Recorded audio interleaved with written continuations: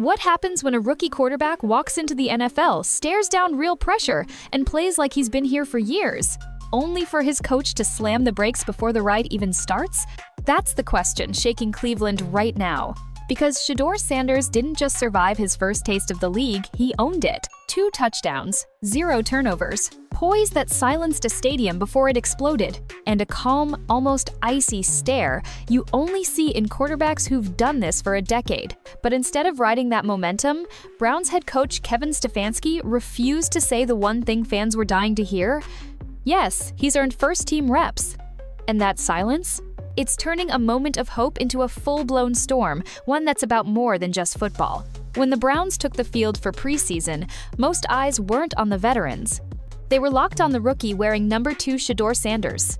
The son of Hall of Famer Deion Sanders had already carried a mountain of expectations into the NFL, but nobody knew if the hype would translate to a pro field. From the very first snap, the answer came loud and clear. Sanders didn't just look comfortable, he looked in control. No jittery footwork, no panicked checkdowns, no welcome to the NFL hesitation. He dropped back, read the defense, and fired a 17-yard strike between 2 defenders that had the crowd buzzing. Then came the drive that set the tone. 3rd down, blitz coming hard from his blind side. Most rookies eat turf in that moment. Sanders? He slid in the pocket just enough to keep the play alive, kept his eyes downfield, and delivered a touchdown strike like it was routine. The sideline erupted, but Sanders barely cracked a smile. It was as if he expected this. And that's the thing, it wasn't just his throws that stood out. It was the composure. NFL defenses, even in preseason, are fast, complicated, and unforgiving. Yet Sanders moved like he'd been reading those coverages for years. He took the snap, scanned, and made decisive throws, no wasted motion. 2 touchdowns on the night, 0 interceptions, and a completion percentage that would make any veteran jealous. But stats only tell half the story. The energy in the stadium told the rest. Every time Sanders touched the ball, there was a different hum in the air. Fans leaned forward. The chatter in the stands turned to a focused silence. And when the ball left his hand, it was like everyone collectively held their breath. Even his mistakes, and yes, there were a couple of overthrows felt like moments to learn, not red flags. You could see him process, adjust, and come back sharper the next series. That's rare. That's dangerous for defenses. By the time the clock hit 0, it wasn't just Browns fans talking. Analysts, rival scouts, and even former players were tweeting clips and calling it one of the most poised preseason debuts in years. He'd walked into his first NFL game with the weight of expectation and left with the weight of momentum. But here's where the story twists. Because in the NFL, momentum is a fragile thing. It either turns into opportunity or it dies in the coach's office. And for Shedeur Sanders, the night that should have launched his rise to Cubone status instead became the spark for a growing controversy in Cleveland. Kevin Stefanski is not a reckless coach. He's deliberate, he's measured. And in the NFL, that's usually a good thing. But sometimes, playing it safe can be the most dangerous move of all. After Shedeur Sanders' preseason fireworks, most rookie QBs would at least get whispers of a shot at starting. Fans were chanting his name. Local sports radio was running QB controversy segments on repeat.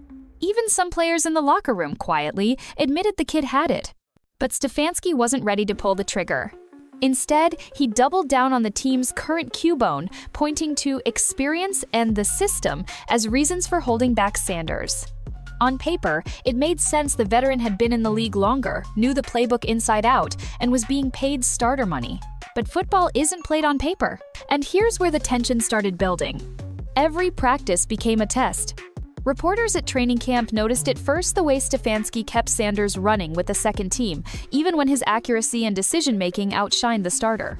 The sideline body language told its own story. Veterans dapping him up after a perfect series, defensive players chirping that he made them work harder than the starter. Behind the scenes, the Browns' front office faced a tricky equation. Do you ride with the expensive veteran who hasn't lit up the scoreboard? Or hand the keys to a rookie who's raw but electric? Stefanski's caution wasn't just about football, it was about control. A rookie QB who takes over too soon can fracture a locker room if things go south. And if Sanders stumbled early, the coach would be blamed for rushing him. Better, Stefanski figured, to let the rookie learn in the shadows. For now. But there's a problem with Shadow's players who shine too brightly don't stay in them for long. Each preseason snap Sanders took was like a commercial for a new era in Cleveland. Fans online started making highlight reels. Jerseys with his name were popping up in the stands, and not just from hopeful kids, but from lifelong season ticket holders tired of waiting for the next franchise QB. The more Stefanski hesitated, the more it looked like fear instead of strategy. And in a city starving for a winner, fear is the fastest way to lose the crowd. By the final preseason game, the decision was looming like a storm cloud. Stick with the veteran and risk wasting the hottest spark this team's seen in years. Or roll the dice on Sanders and rewrite the Browns' playbook and maybe their history. Stefanski hadn't announced it yet, but everyone could feel it. No matter which way he went, the fallout would be massive. The first crack wasn't visible to the public. It wasn't in a press conference, or on the field, or in some viral sideline clip. It started in the locker room. At first, it was just quiet talk, a few players in the weight room saying, "Man, did you see what Sanders did in practice today?" Then it became a running joke in the receivers group. When the rookie threw during scout team reps, everyone ran their routes just a little harder. For the vets loyal to the current Cubone, this felt like disrespect. "He's still the guy," one lineman reportedly told teammates. "The kid's good, but you don't mess with the order." In the NFL, hierarchy matters. You don't just leapfrog your way to the top without ruffling feathers. But the younger players? They weren't interested in hierarchy. They were interested in winning. Shedeur Sanders had a different energy. He was loose in the huddle, cracking jokes, but when it was time to snap the ball, his focus snapped with it. He moved like the field was his stage, sidestepping pressure, buying time, finding receivers who weren't even his first read. The younger guys, especially the skill position, players saw opportunity. More targets, more big plays, more excitement. It wasn't an all-out mutiny yet. But in a sport where unity is everything, even a hint of division is dangerous. Stefanski tried to downplay it in team meetings. "No distractions," he reminded them. "Same goal, same mission." But everyone knew the real distraction was the quarterback question, and the more he avoided it, the more it consumed the locker room. During film study, veterans would nod approvingly when the starter made a safe, chain-moving throw. But when Sanders' highlights came up, you'd hear murmurs, small laughs, even a couple of sheesh reactions when a 40-yard dart landed in stride. The divide wasn't just offense versus defense, it was old guard versus new wave. And it mirrored something bigger happening in Cleveland, a fan base split right down the middle. Half still believed the safe path was best. Half were ready to rip the Band-Aid off and let the rookie run wild. Inside the building, some players started choosing sides without even realizing it. Who you ate lunch with, who you warmed up with before practice, it all started to send a message.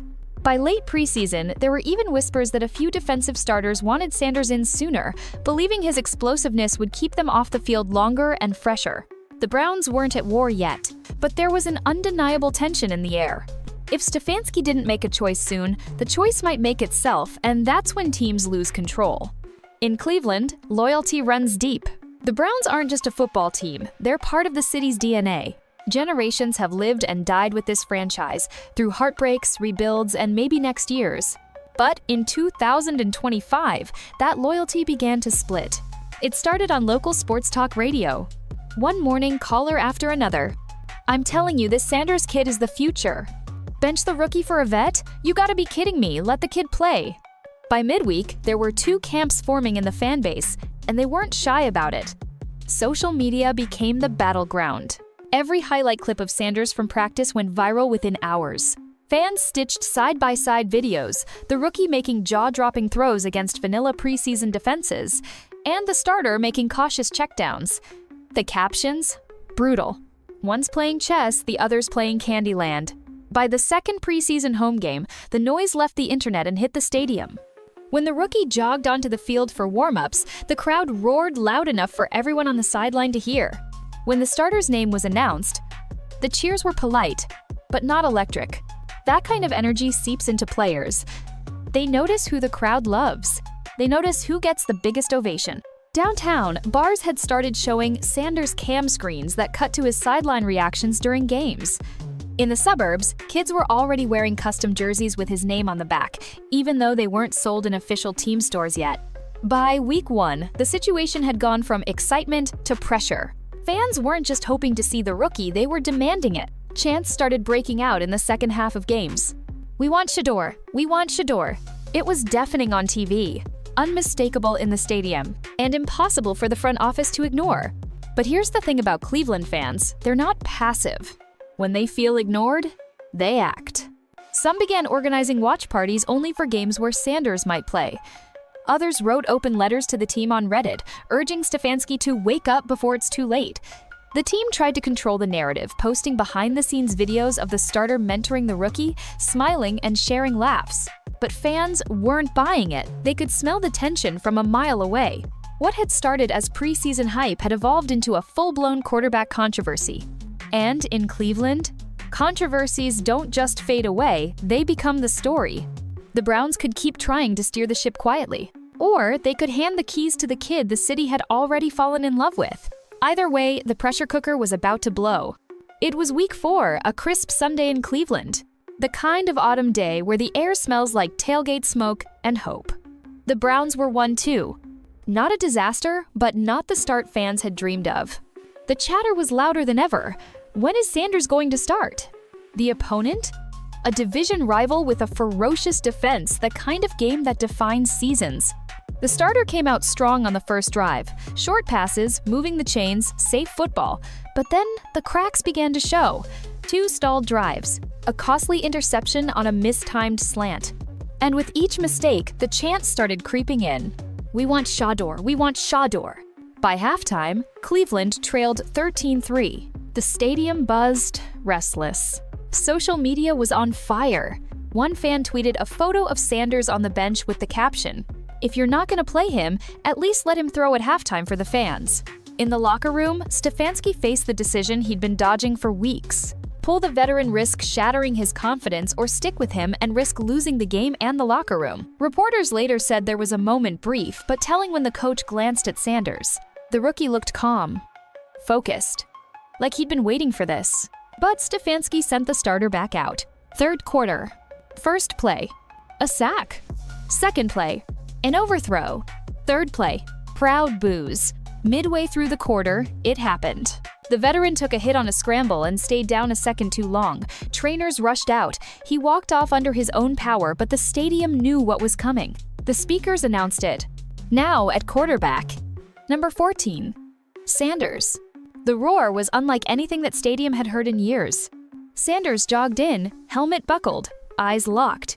First, play a laser over the middle for 18 yards. Second, a perfectly placed sideline throw. By the end of the drive, he'd marched the Browns 72 yards in 6 plays, capping it with a touchdown pass that looked effortless. The place erupted.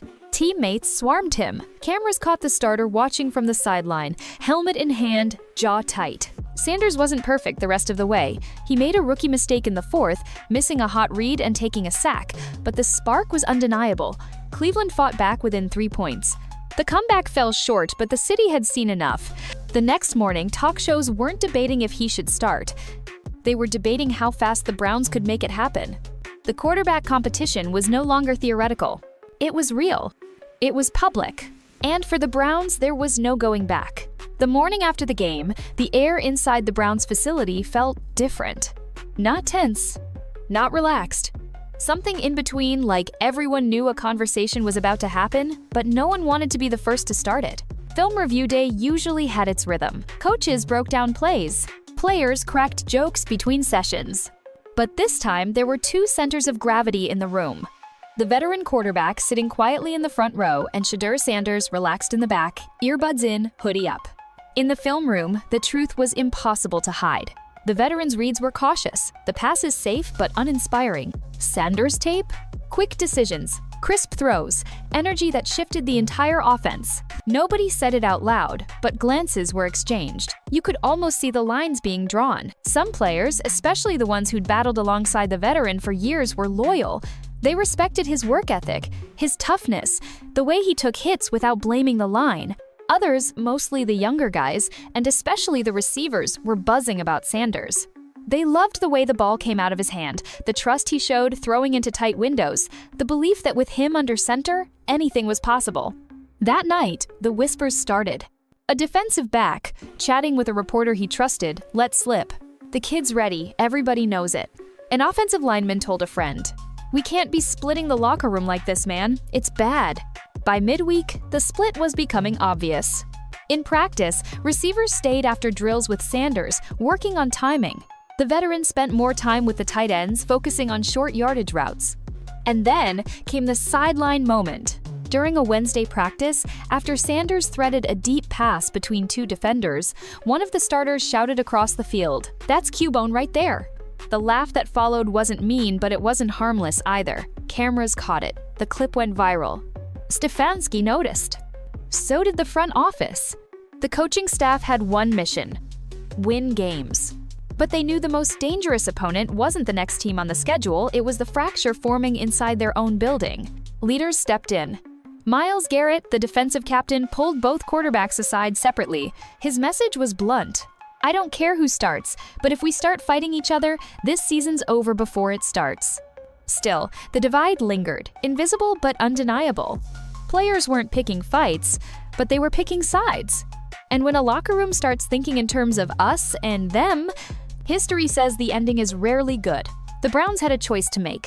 Not just about who would start at quarterback, but about whether this team could stay together long enough to chase the season they'd all dreamed about.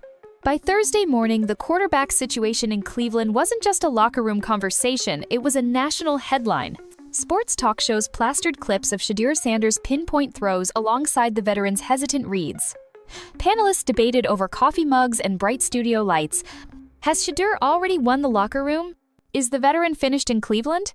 ESPN segments ran slow-motion replays of Sanders' touchdown pass from the preseason game, dissecting his footwork as if it were a playoff-winning throw. On social media, hashtags like "Start Shedeur" and "Let the Kid Play" trended all day. The Browns facility turned into a media circus. Cameras crowded the parking lot. Local reporters who usually stuck to team pressers were now camping outside, waiting to catch any offhand comment from a player heading to lunch. One clip went viral within hours. Sanders walking into practice, smiling and greeting fans, while the veteran slipped in quietly through a side entrance. The internet didn't need context, it wrote the story for itself. Inside the building, the PR staff was in overdrive. They prepped players with no-comment responses, reminded them to keep focus on the next game, and begged them not to fuel the fire. But the truth? The fire was already raging. Stefanski found himself fielding the same question from every angle. "Coach, is there a quarterback controversy?" His answer never changed. "We have two talented guys in that room. We're focused on winning football games." But the more he said it, the less anyone believed it. Columnists speculated about front office pressure. Some insisted ownership wanted Sanders starting now to sell tickets, energize the fan base, and secure the future. Others argued the Browns were risking alienating a respected veteran who still had gas left in the tank. By Friday, even former players were weighing in. Retired QBs went on podcasts telling Sanders to take the job and never give it back. One ex-Brown tweeted, "This city loves a winner. Play the guy who gives you the best shot, and everyone will forgive the rest." Sanders handled the attention with calm confidence, telling reporters, "I'm just here to compete and help the team win." The veteran, when asked about the noise, gave a tight smile and replied, "It's not my first rodeo. I've been in this league long enough to know how it works." But teammates could see it the way the veteran lingered in his locker after practice. The way Sanders' smile didn't quite fade even when the cameras left. The noise wasn't going away. It was getting louder. And soon, the Browns wouldn't just be answering questions about if there was a quarterback controversy, they'd have to answer what they were going to do about it. The Browns entered Sunday's game under a storm cloud of speculation. The veteran was still named the starter, but the crowd's energy told a different story. Even during warm-ups, cheers for Shedeur Sanders were louder than for the man under center. The first quarter was uneventful. The veteran managed the offense conservatively, leaning on short passes and the run game. Cleveland's defense kept things close, and the scoreboard showed 3-3 early in the second. Then, with 8 minutes left in the half, it happened. On a routine dropback, the veteran stepped up to avoid a collapsing pocket. His foot caught awkwardly on the turf, and he crumpled to the ground. The stadium gasped. Trainers rushed out. The quarterback pounded the turf in frustration, clutching his ankle. As he limped off with help, the chants began almost immediately. Shedeur, Shedeur, Shedeur. Kevin Stefanski didn't need a play chart to make the call. He simply nodded toward Sanders. The rookie tightened his chin strap, took a deep breath, and jogged onto the field. The volume inside the stadium surged to playoff-level intensity. The moment felt electric and dangerous. Sanders knew one bad series could swing the narrative just as fast. First play, play-action pass. He faked the handoff, rolled right, and zipped a dart to the tight end for 12 yards. The crowd roared. Second play. Quick slant to the slot receiver, another first down. The offense suddenly felt faster, sharper, more alive. By the time the 2-minute warning arrived, Sanders had marched the Browns 68 yards downfield. Facing third and goal from the 7, he scanned the defense, saw a linebacker cheat inside, and fired a bullet to the back corner of the end zone. Touchdown! The stadium shook. On the sideline, Stefanski clapped calmly, but inside he knew there was no going back. The veteran sat on the bench, ankle wrapped, helmet off. He watched the rookie celebrate, and though he nodded in approval, his eyes told another story. This might be the moment his job slipped away. Sanders played the rest of the game with poise beyond his years. He made quick reads, avoided turnovers, and even scrambled for a key third-down conversion late in the fourth quarter. The Browns won 24-16, and Sanders' stat line 18 of 24 for 212 yards and 2 touchdowns was already being posted across sports media before he even left the field. In the locker room afterward, cameras surrounded Sanders. He downplayed his performance, praising his teammates, but the narrative was set. Outside, Cleveland fans poured into the streets chanting his name.